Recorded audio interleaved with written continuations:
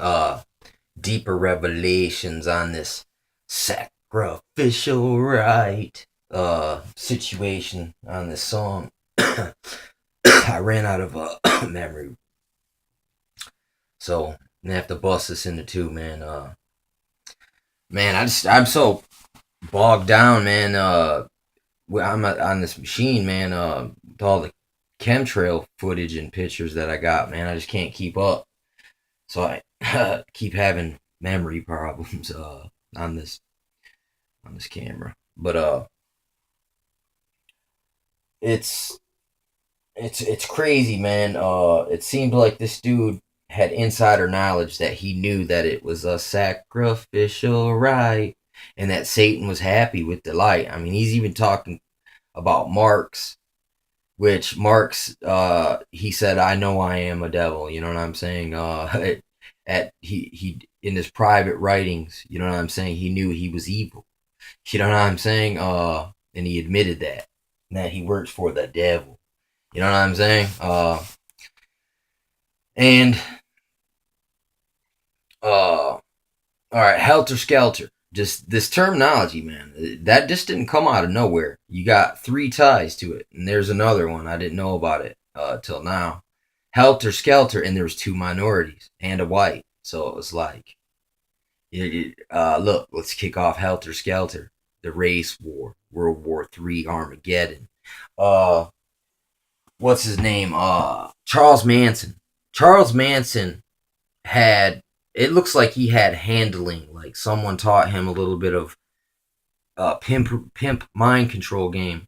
See, pimping also comes out of the government, man, because it's like pimping is mind control. It's like we've been mind controlled and desensitized to thinking pimping is cool, man. It's okay, when it's really all about straight up like Jedi mind tricks, like and coercive persuasion and extreme suggestion, and and then I mean, I don't know. It just, this dude proved that stuff is straight up MK. You know what I'm saying? Like, it's straight up uh corporation legalese, man.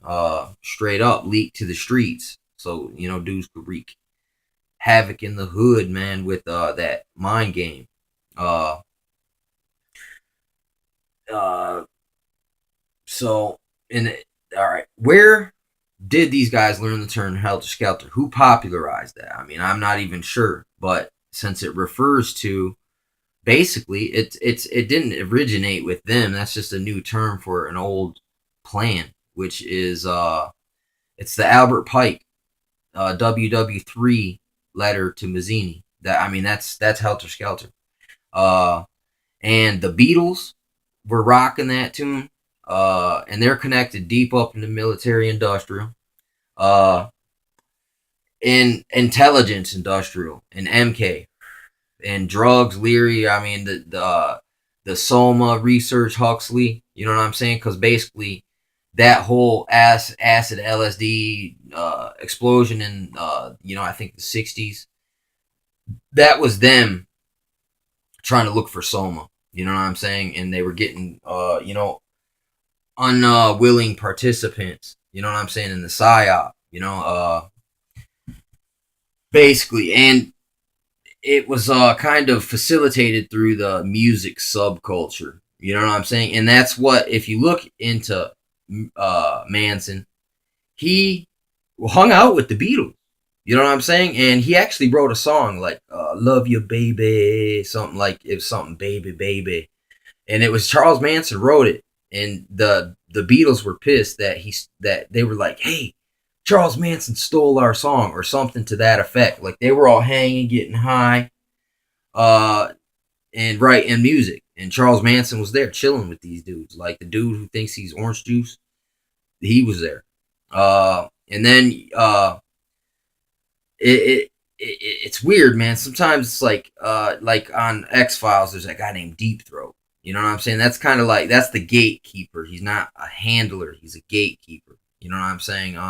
If anyone was Mulder's handler, it would be Scully. You know what I'm saying?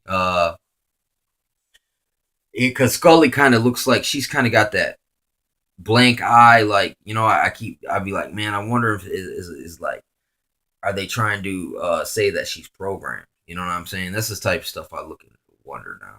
But this whole that all right, musicians all dying, like mass murders. This is all that time that all happened during that era. You know what I'm saying? The Jimi Hendrix thing and the 27 Club. Uh, I don't know, man. It's crazy, man.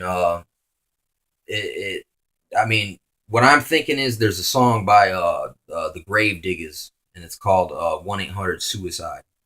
And basically, there's this part in the song, and it's the RZA, and he's like, he says, "Commit suicide, and I'll bring you back to life." It's like he's talking about trying to convince people into committing suicide, and that basically he was guaranteeing them that he would bring them back to life, or you'll be resurrected. Just go ahead, man. Are you ready to go to the next level? You know what I'm saying? Like, this is a psyop to get people to enter. Like, even that movie, The Deer Hunter, where they're playing Russian roulette.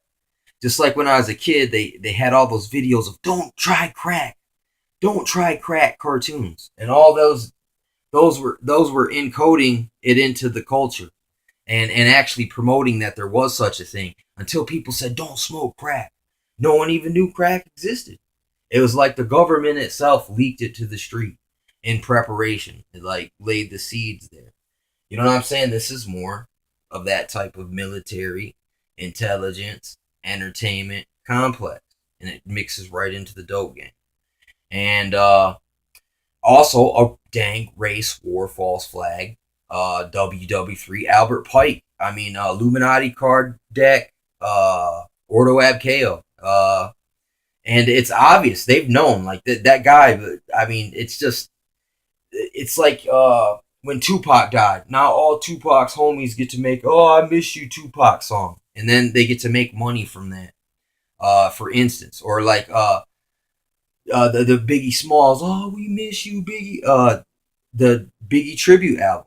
Look at all that